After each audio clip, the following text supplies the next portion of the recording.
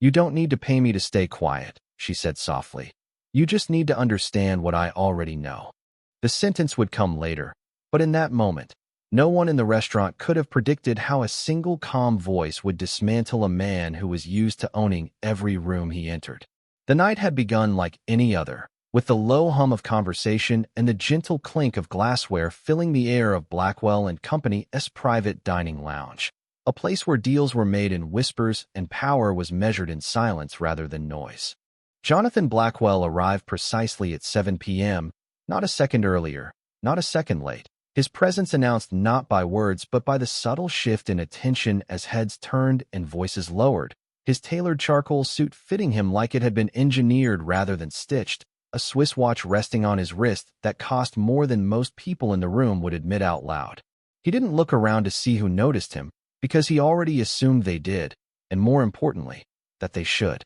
Claire Whitmore was already there, standing near the edge of the dining floor with a small black order pad tucked neatly against her palm, her posture straight but relaxed, her expression neutral in a way that made her nearly invisible to anyone who wasn't paying attention, which was almost everyone.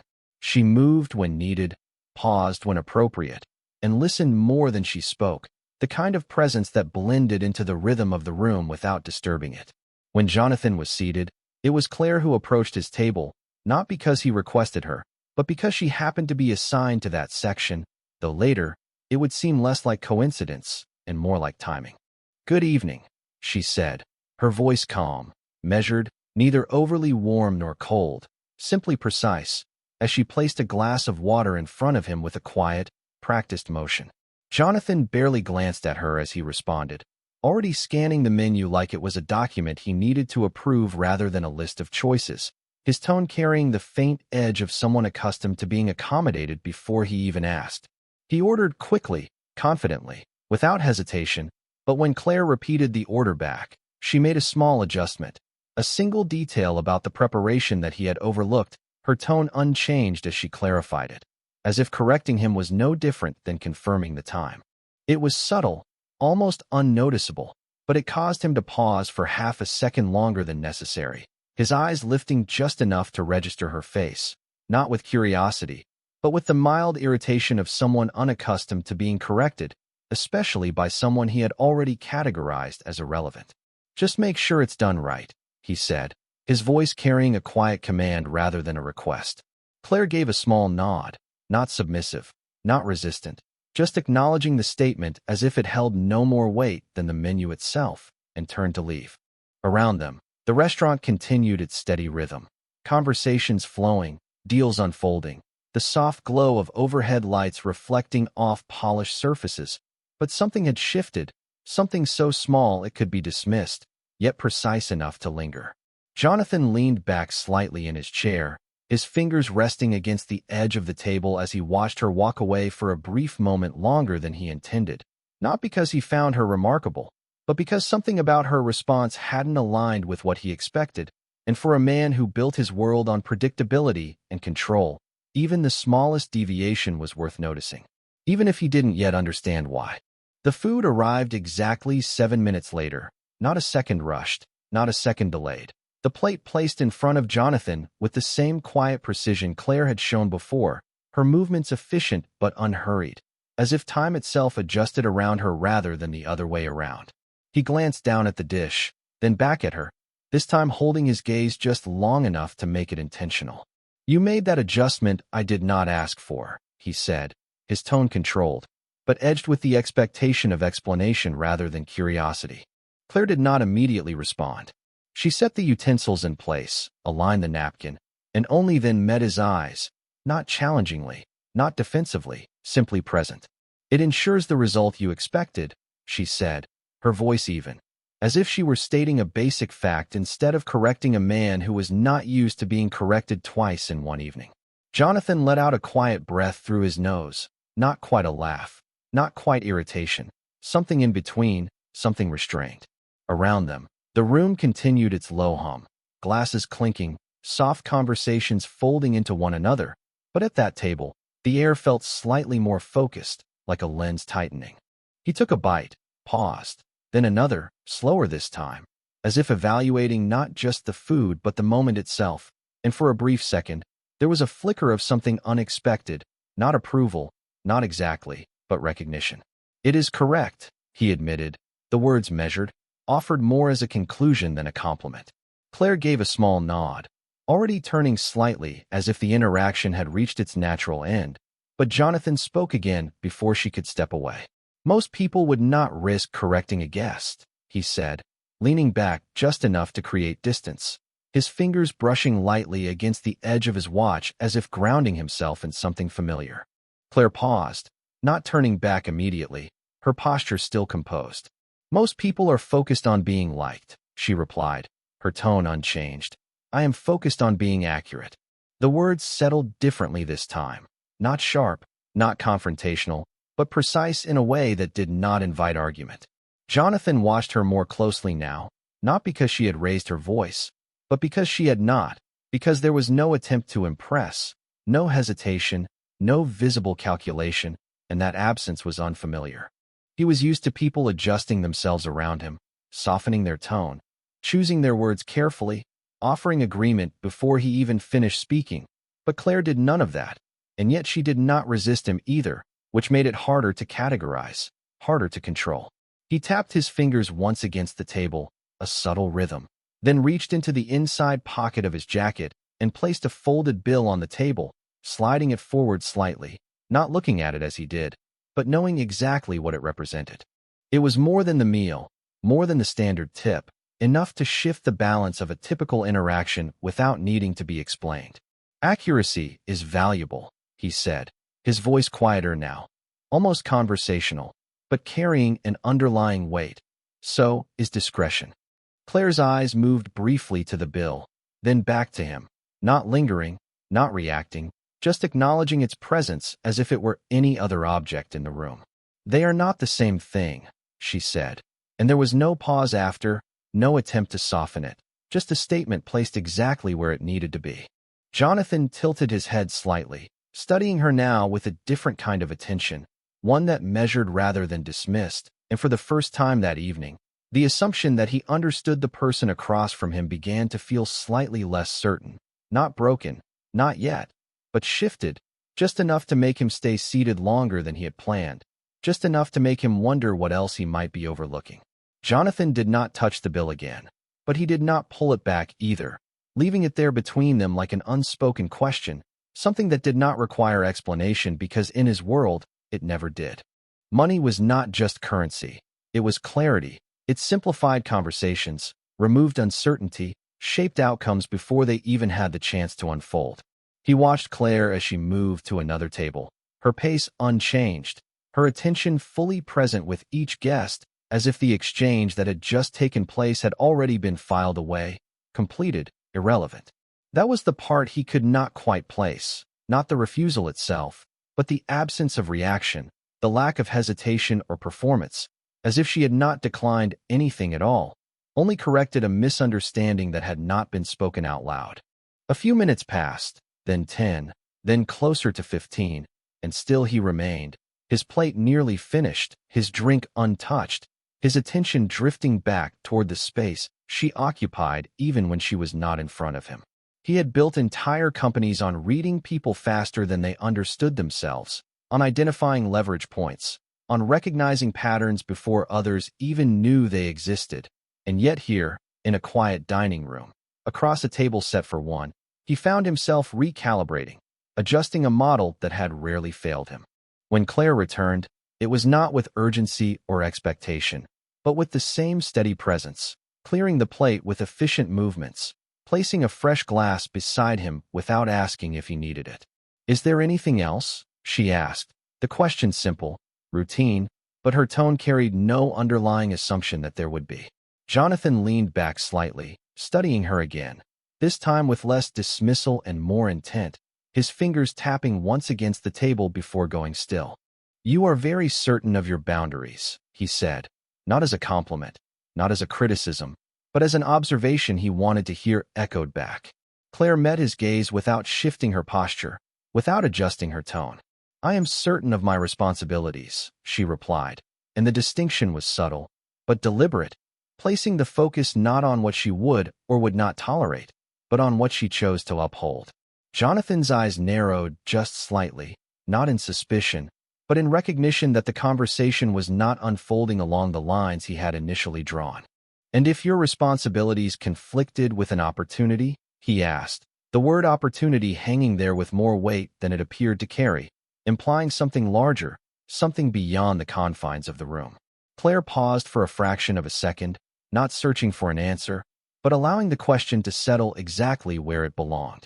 "Then it would not be an opportunity," she said, her voice calm, measured, leaving no space for reinterpretation. The simplicity of it landed heavier than expected, not because it was complex, but because it removed the usual negotiation, the gray area where most people adjusted themselves to fit what was being offered. Jonathan exhaled slowly, his gaze dropping briefly to the bill still resting on the table, then back to her. And for the first time that evening, there was a shift, not in control, but in approach, as if he were beginning to understand that this was not a matter of persuasion, but of alignment, and that he had not yet identified the axis she operated on. "You speak as if you have seen these situations before," he said, his tone quieter now, less assertive, more probing. Claire did not immediately respond. She adjusted the edge of the table setting, a small, precise movement, then looked back at him with the same steady expression. "People repeat themselves more than they realize," she said, and there was no emphasis, no suggestion of accusation, just a statement that felt both general and specific at the same time. Jonathan held her gaze for a moment longer, something unspoken passing between them, not agreement, not disagreement, but recognition that the conversation had shifted into a space where assumptions no longer held the same weight, and for a man who relied on them, that was not discomfort, not yet, but it was the beginning of something unfamiliar, something that did not respond to money, to pressure, or to expectation, something that required a different kind of attention, one he was not used to giving, but was no longer able to ignore. Jonathan did not reach for the check, and he did not signal for the evening to end, which in itself was unusual, because his time was rarely something he allowed to stretch without purpose. Yet here he was, seated in the same chair, in the same controlled environment, feeling a quiet shift that he could not immediately categorize. The bill remained where it was, untouched, no longer an offer, but not yet dismissed, existing in that narrow space between intention and outcome where most negotiations quietly resolve themselves, except this one had not. Claire moved through the room again, her presence consistent, unhurried, attending to each table with the same level of attention, never more, never less, as if the hierarchy that governed the room simply did not apply to her. That was the part that unsettled him, not defiance, because defiance he understood, it was predictable, emotional, easy to redirect, but this was something else, something quieter, something that did not push back, yet did not bend either. When she returned to his table again, it was with a small leather folder in hand, placed gently near the edge of the table, not opened, not presented with expectation, simply made available, the way one would place a fact rather than a suggestion. "Whenever you are ready," she said, her voice carrying no urgency, no assumption that he would follow the usual pattern. Jonathan looked at the folder, then at her, his expression composed, but his attention sharper now, more deliberate. "You operate as if outcomes are already decided," he said, leaning forward slightly, his hands resting loosely together, not in control, but not relaxed either. Claire met his gaze without hesitation, her posture unchanged. "I operate as if actions have consequences," she replied, the words simple, but anchored in something that did not shift with circumstance. Jonathan let the silence stretch for a moment, not uncomfortable, but heavier now, filled with something that neither of them rushed to fill. He reached for the folder, opened it, glanced at the total without really seeing it, then closed it again, his focus returning to her as if the numbers were irrelevant compared to the conversation unfolding in front of him. "You assume I am trying to change an outcome," he said, his tone lower, more measured, as if testing a different approach. Claire did not respond immediately. She adjusted the position of the water glass by less than an inch, aligning it with the edge of the table, a small, precise movement that seemed almost unnecessary, yet deliberate. "You are trying to influence one," she said, And again, there was no emphasis, no challenge, just clarity. Jonathan's fingers tapped once against the closed folder, then stilled, his gaze steady, studying her not as a server, but as something he had not yet defined. "And if I told you it would be beneficial for both of us," he continued, the words carefully chosen, stripped of overt pressure, shaped instead as logic. Claire's expression did not change.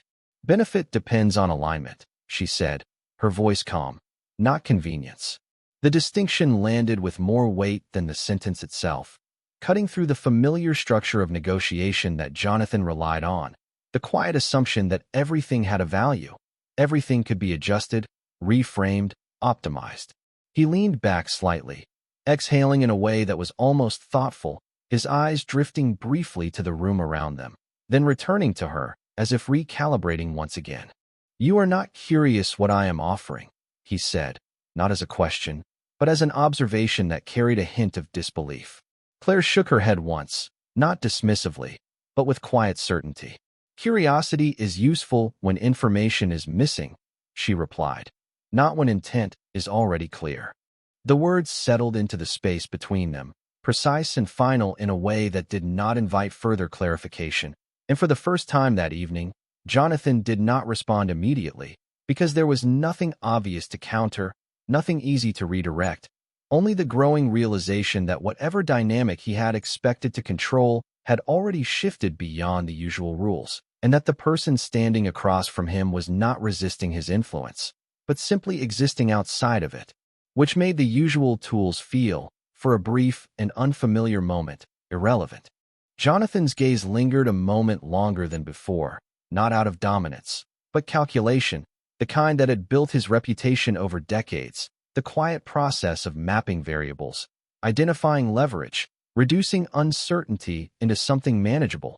But Claire did not shift under that attention, did not fill the silence, did not offer anything more than what had already been said. And that absence of movement forced something unfamiliar into the space between them, a pause that did not belong to him.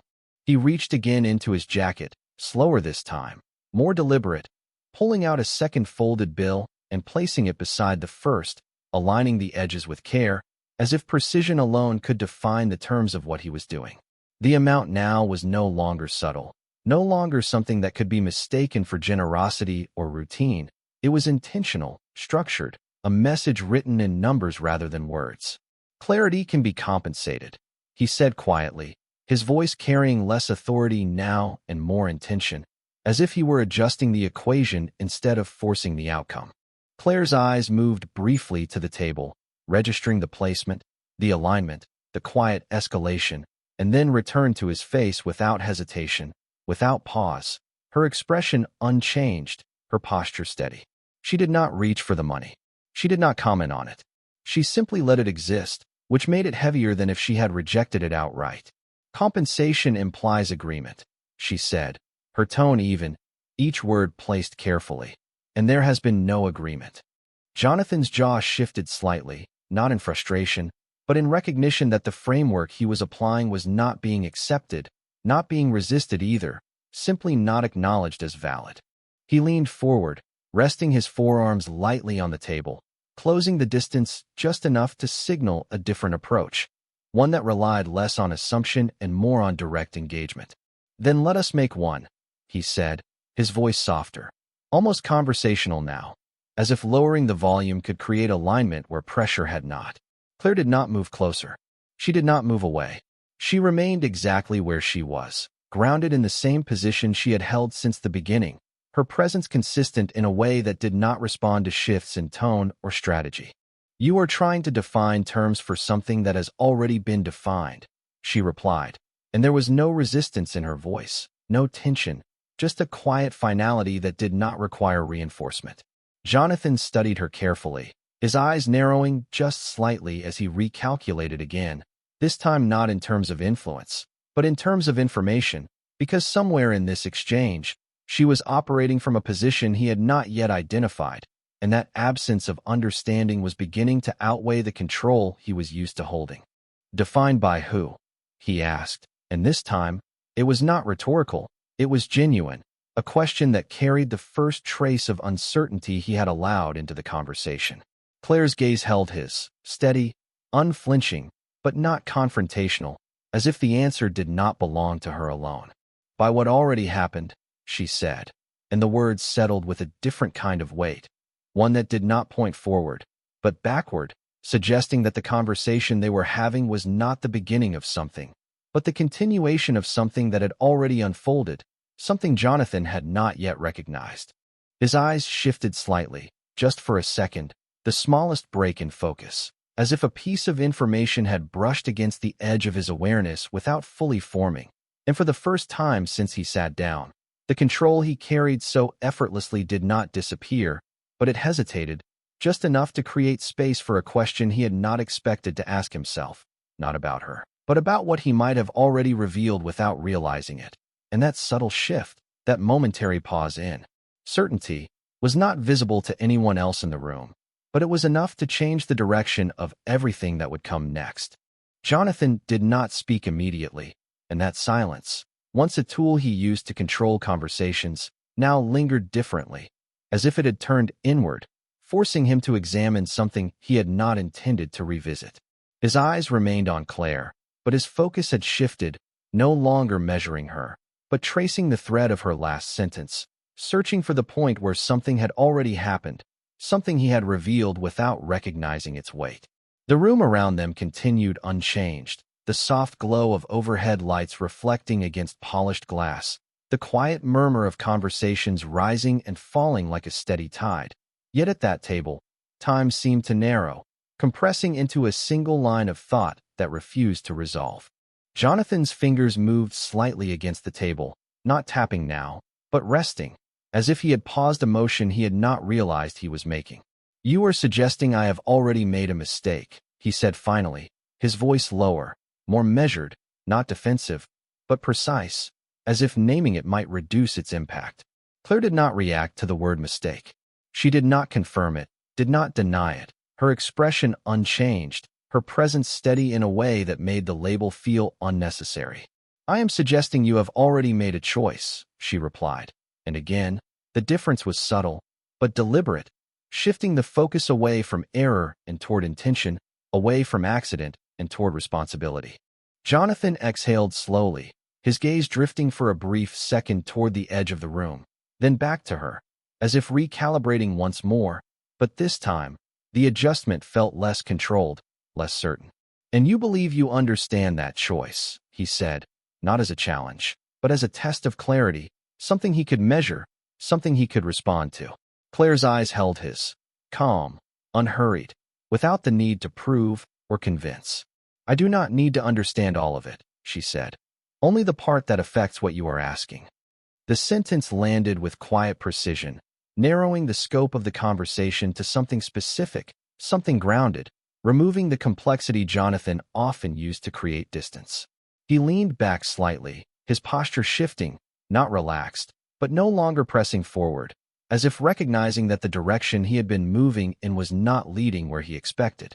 His gaze dropped briefly to the two bills still resting on the table, aligned, untouched, their presence now less like an offer and more like evidence, a reflection of an approach that had not produced the result he anticipated. "You have not asked what I want you to remain silent about," he said, his tone steady, but carrying a quieter weight now, one that did not assume control, but invited acknowledgement. Claire did not glance at the money this time. She did not look away. "Because you already told me," she said, and there was no hesitation, no pause, just a simple statement that shifted the ground beneath the conversation once again. Jonathan's eyes sharpened slightly, the first clear sign of tension not in his posture, but in his focus, as if a line had been drawn more clearly than he expected. "I have not said anything explicit," he replied, his voice controlled, but tighter now, not in volume, but in precision. Claire's expression remained unchanged, but there was something different in the stillness, something more defined. "Explicit is not required," she said, her voice calm. "Patterns are enough." The words settled heavier than the others, not loud, not dramatic, but exact, and for the first time, Jonathan did not immediately respond, because the conversation had moved beyond language he could easily redirect, into something quieter, something observational, something that did not depend on what was said, but on what was revealed, and that shift, subtle but undeniable, marked the moment where control no longer sat entirely on his side of the table. Jonathan did not break eye contact this time, but something in the stillness between them had changed, no longer a negotiation, no longer a subtle exchange of leverage, but something quieter and far more precise, as if the conversation had narrowed down to a single thread that could not be redirected or reshaped. He leaned forward slightly again, but the movement lacked the quiet authority it carried before, not because he had lost it, but because it no longer applied in the same way. Patterns can be misinterpreted, he said, his voice controlled, measured, choosing each word with care, as if tightening the boundaries of what could be assumed. Claire did not react immediately. She placed a small white porcelain cup on the table, fresh coffee, the steam rising in a thin, steady line, her hand steady, her motion exact, as if the act itself carried as much intention as the conversation. "Only when they are incomplete," she replied, her tone calm, her eyes returning to his without hesitation. "But yours are consistent." The word consistent lingered longer than expected, not because it was complicated, but because it removed the possibility of coincidence, and Jonathan knew the weight of consistency better than most. It was how he built systems, how he scaled decisions, how he ensured outcomes repeated themselves. He shifted slightly in his seat, not a retreat, but an adjustment, as if acknowledging that the framework he was operating within had already been mapped by someone else, someone who had not needed his explanation to understand it. "And what pattern do you believe you see?" he asked, his tone quieter now, not challenging, not dismissive, but precise, as if narrowing the conversation to something that could be defined, something he could engage with directly. Claire did not answer immediately. She let the silence exist, not as a tactic, but as space, her gaze steady, her posture unchanged, as if the answer did not need urgency to carry weight. "You test limits before you commit," she said finally, her voice even. "You offer just enough to see what can be controlled, and when it cannot, you increase the offer instead of changing the intent." The sentence settled between them with quiet clarity, not exaggerated, not emotional, but exact in a way that left little room for interpretation. Jonathan's fingers pressed lightly against the edge of the table, not tapping now, but holding, grounding, as if anchoring himself in something physical while the rest of the exchange moved into less predictable territory. "That is called strategy," he replied, his voice steady, but lower, less certain than before, not because he disagreed, but because the framing had shifted from advantage to exposure. Claire inclined her head slightly, not in agreement, not in rejection, but in acknowledgement. "It is," she said, "until the pattern becomes visible." The distinction was subtle, but it changed everything, because strategy relied on perception, on what others did not see, and the moment it was seen, it became something else entirely, something that could no longer operate quietly in the background. Jonathan exhaled slowly, his gaze dropping briefly to the coffee, then returning to her, and for the first time, there was no immediate response forming behind his eyes, no calculated line waiting to be delivered, only the growing awareness that the conversation had moved beyond influence and into recognition, and recognition did not negotiate, it did not adjust, it simply existed. "And you believe that gives you leverage," he said, not as an assertion, but as a question he needed clarified, something he could still measure, still respond to within a familiar structure. Claire shook her head once, the motion small, controlled. "No," she said, her voice quiet. "It removes yours." The words landed without force, without emphasis, but they carried a weight that did not need to be raised, and in that moment, the balance at the table shifted in a way that no amount of money, no adjustment of tone, no refinement of approach could immediately reverse, because what had been unseen was now visible, and what was visible could no longer be controlled in the same way. Jonathan did not respond right away, and for the first time since he had taken his seat, the silence around him no longer felt like a controlled pause, but something heavier, something that lingered beyond intention, pressing into the edges of his thoughts with a quiet persistence he could not immediately dismiss.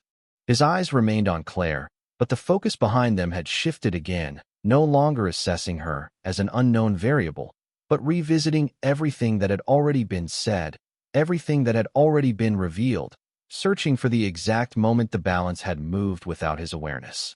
The two bills still rested on the table, perfectly aligned, but now they felt out of place, like a tool brought into a situation where it no longer applied, their presence no longer commanding attention, only marking a strategy that had already been understood and, more importantly, rendered ineffective. He reached for the coffee, lifting the cup slowly, not out of habit, but as if grounding himself in something simple, something physical, taking a measured sip before placing it back down with deliberate care. "You speak as if you have already decided how this ends," he said, his voice steady, but quieter now, stripped of the subtle authority it carried earlier, replaced instead with something more reflective, more contained. Claire did not move. She did not shift her weight or adjust her posture. She simply stood there, present in a way that did not react to the direction of the conversation, only to its truth.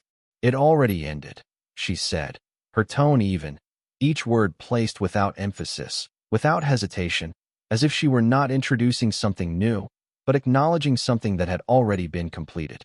The statement settled into the space between them with a quiet finality, not dramatic, not forceful, but undeniable, and Jonathan felt it before he fully processed it, the subtle recognition that the moment he thought he was shaping had, in fact, already unfolded beyond his control.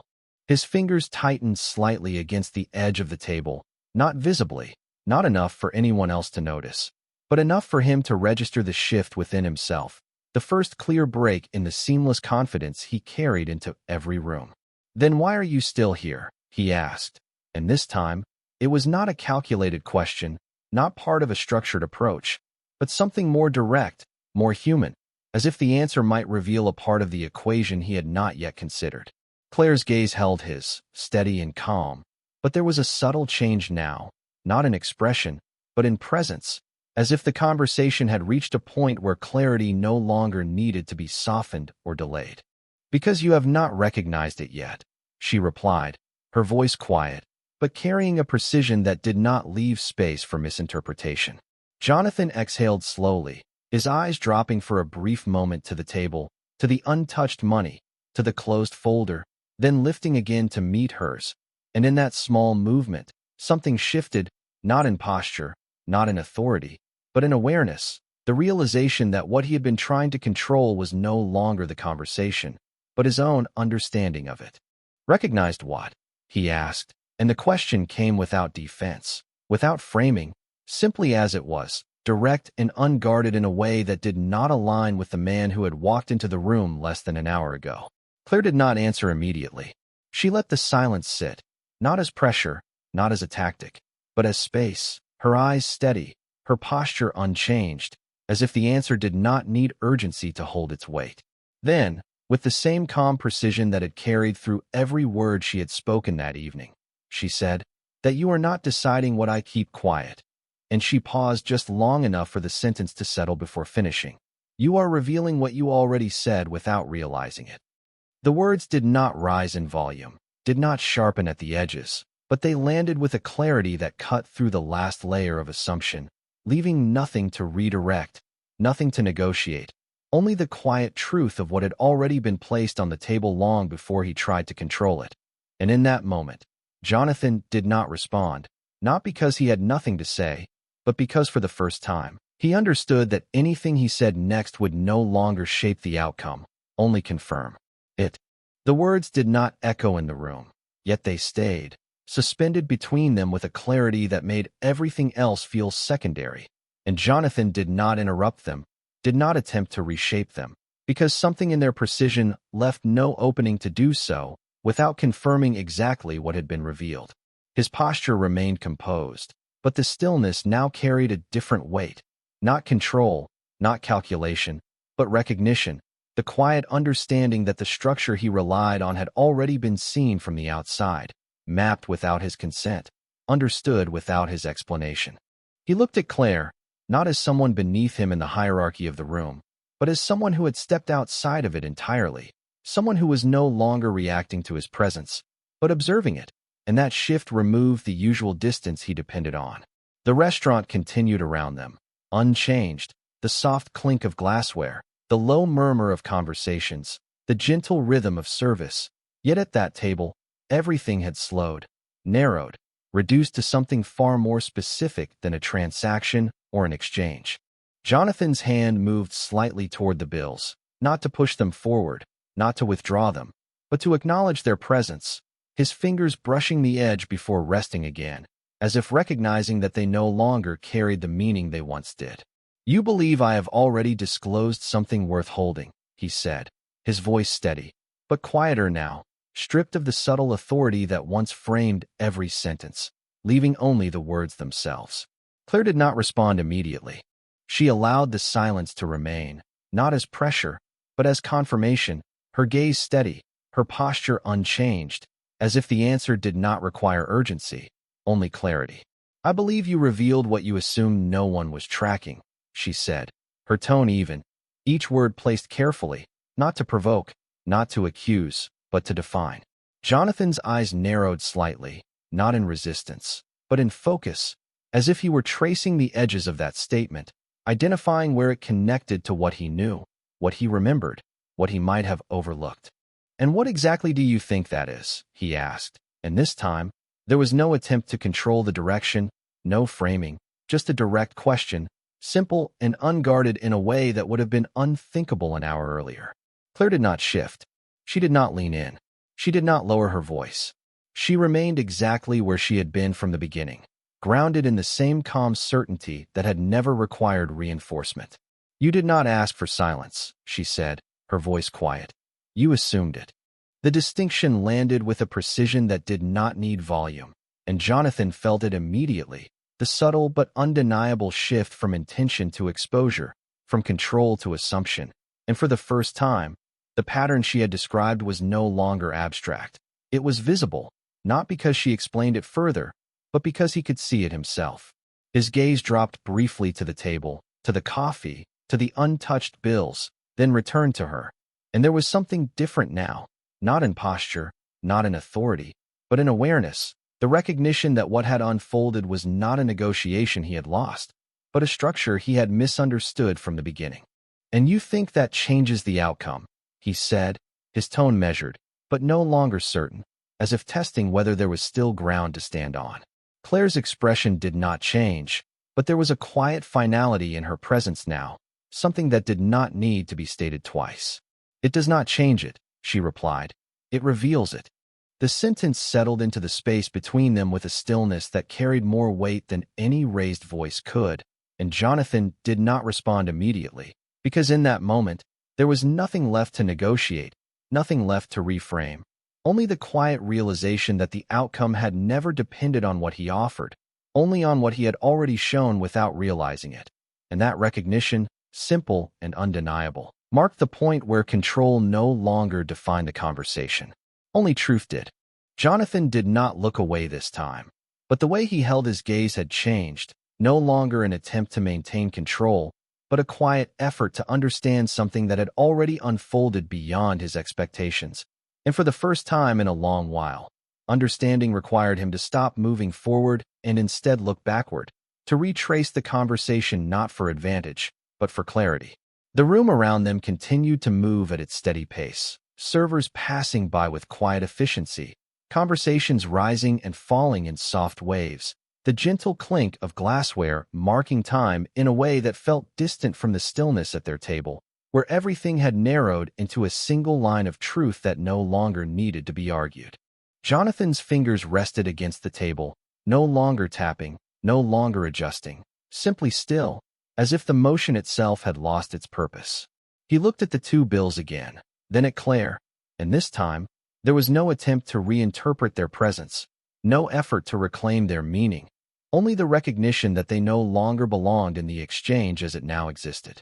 "Then there is nothing left for me to offer," he said, his voice steady, but quieter than before, stripped down to its simplest form, not as a strategy, but as a conclusion he could not avoid. Claire did not respond immediately. She allowed the statement to settle, not as an end, but as a transition, her presence unchanged, her posture still grounded in the same calm certainty that had carried through every moment of the evening.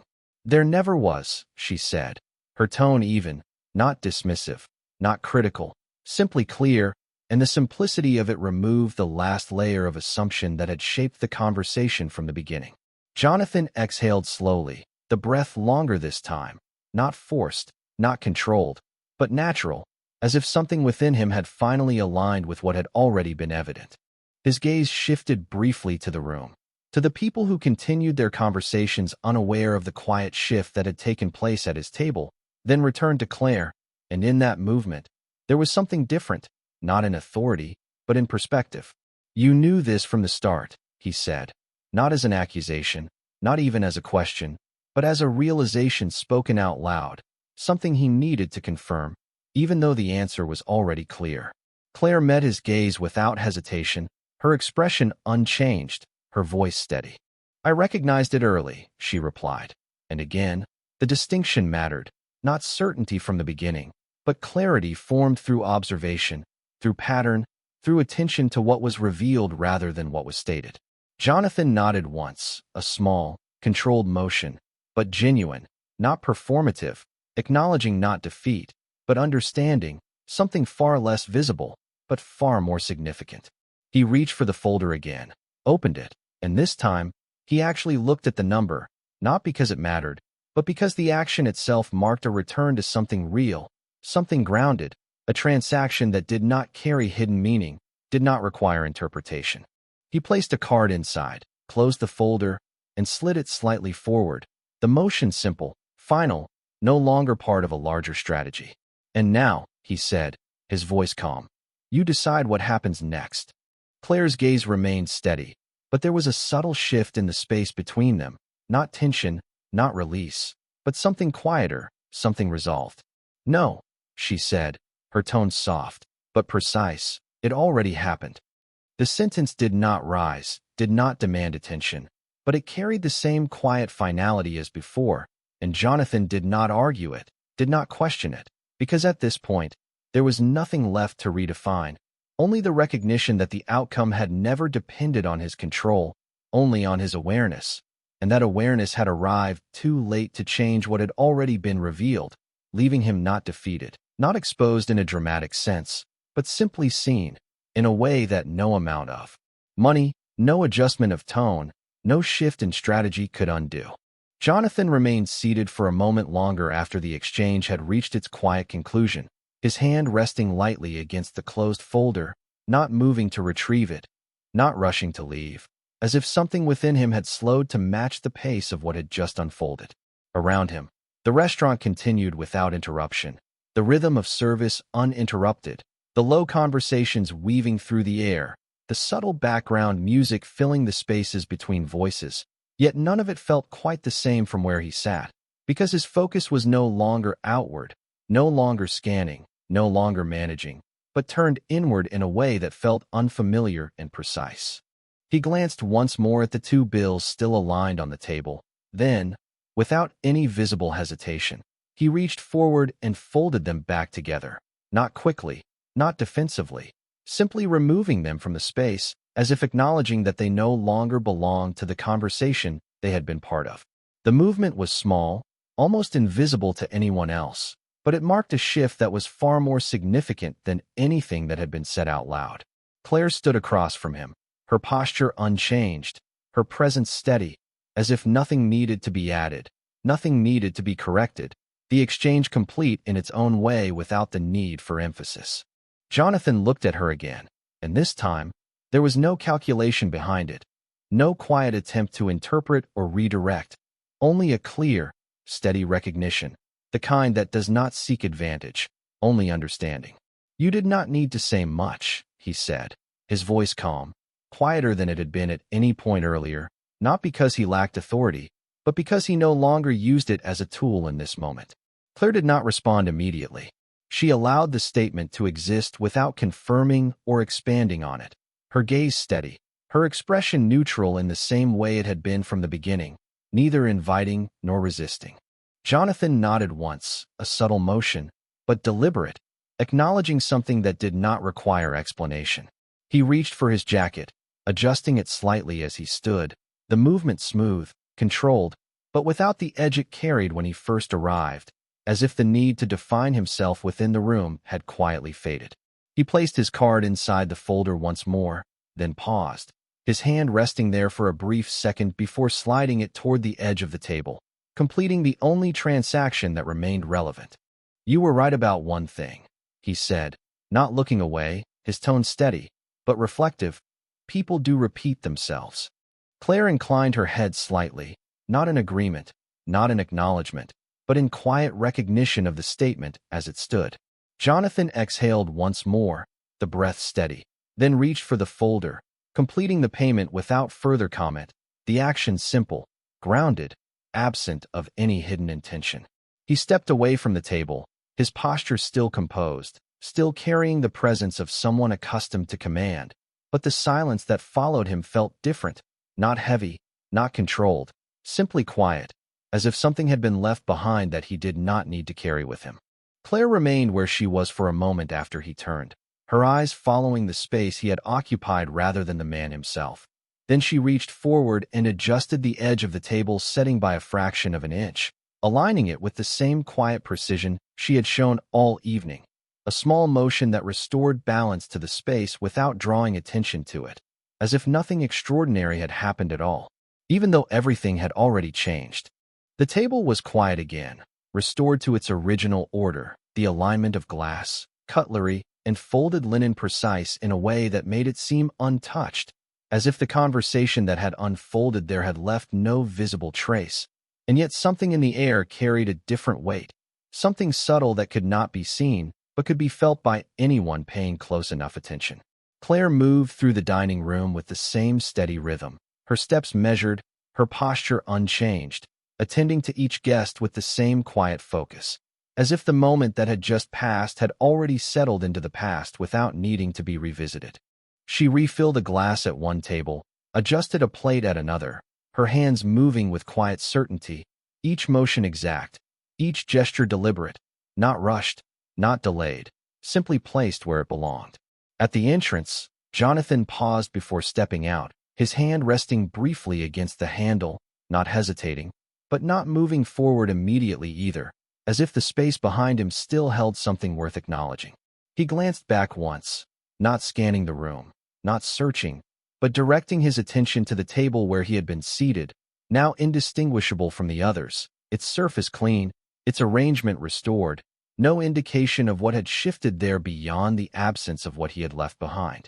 His gaze moved once more, just enough to find Claire among the movement of the room, her presence steady, her attention already elsewhere, not watching him, not waiting, simply continuing, as if his departure required no acknowledgement. There was no dramatic realization, no visible reaction, only a quiet understanding that settled without needing to be expressed. The recognition that the control he carried so easily had not been challenged in the way he expected, but had instead been rendered unnecessary, not through resistance, but through clarity. He turned the handle and stepped outside, the sound of the door closing behind him soft, almost unnoticed, blending into the background of the evening, leaving the space within unchanged in its rhythm, but not in its meaning. Inside, Claire returned to the table one last time, her eyes scanning its surface not for what was missing, but for what remained, ensuring that everything was in its place, every detail aligned, every element consistent with the standard she maintained without exception. She reached for the coffee cup, now empty, lifting it with the same steady motion, placing it onto her tray without pause, then adjusted the edge of the tablecloth by a fraction of an inch, the movement so small it would go unnoticed by most, but precise enough to restore balance completely. There was no reflection in her expression, no sign of satisfaction or relief, only the same quiet composure that had been present from the beginning, as if nothing about the interaction had altered her, only confirmed something she already understood.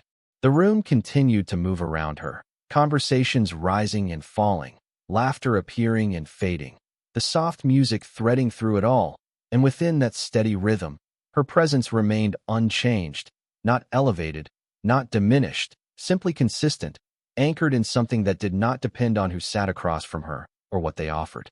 Outside, Jonathan stood for a moment longer on the sidewalk, the city moving around him, headlights passing, distant voices blending into the night. And for the first time that evening, he did not reach for his phone, did not check the time, did not move with immediate purpose, because something quieter had taken its place, something that did not require action, only acknowledgement. The simple and undeniable awareness that what had happened inside was not a loss, not a negotiation gone wrong, but a moment where something had been seen clearly, without distortion, without adjustment, and that clarity, once recognized, could not be undone, only carried forward in a way that would change every similar moment that came after. The night settled gently over the city, the glow of streetlights stretching across the pavement in long, quiet lines, and inside the restaurant. The rhythm of service continued without interruption, as if nothing unusual had ever taken place, as if the world had not shifted in the slightest. And yet for those who truly understood moments like these, the shift was never loud, never dramatic. It was always subtle, always quiet, always lasting. Claire moved through the final hour of her shift with the same calm precision, her steps measured, her attention present, her posture steady, not carrying the weight of what had happened, not replaying it, not holding on to it, because for her, it had never been about winning, never about proving, only about remaining aligned with something that did not change based on who stood across from her. When the last table was cleared and the lights dimmed slightly, she returned to the same spot where Jonathan had sat earlier, not out of reflection, not out of sentiment, but because it was part of her routine, the final check, the final alignment, ensuring everything was exactly as it should be before she left. She adjusted the edge of the tablecloth once more, smoothing it with a light motion of her hand, then paused for just a second, not thinking, not remembering, simply present in the stillness, and then she moved on, her work complete without the need for recognition or acknowledgement. Outside, Jonathan walked down the sidewalk with a slower pace than usual, not distracted, not uncertain, but aware in a way that felt different from the sharp focus he was known for, something quieter, something that did not seek control, only understanding. The city moved around him, cars passing, distant conversations blending into the night, the steady hum of life continuing without pause. Yet within that movement, something had settled into place, something that did not demand action, only respect. He did not reach for his phone. He did not rush toward the next meeting. He simply walked, carrying with him not the weight of a loss, but the clarity of a moment where assumption had been replaced by truth, where influence had been met not with resistance, but with stillness, and that stillness had revealed more than any argument ever could. Back inside, Claire hung her apron neatly, placing it exactly where it belonged, her movements unhurried, consistent, as they always were, and when she stepped out into the night, there was no sense of conclusion, no dramatic ending, only the continuation of a life lived with quiet intention, the kind that does not need to announce itself to be real. Some moments do not change the world. They change the way someone sees it. And once that happens, everything that follows begins to shift, not loudly, not all at once, but steadily, in ways that cannot be reversed. If this moment felt familiar to you, if you have ever seen someone choose dignity over advantage or truth over convenience, then you already understand why silence is not something that can be bought, only something that is freely given. And if this story stayed with you, you can share your thoughts, because sometimes the quietest moments are the ones worth remembering the most.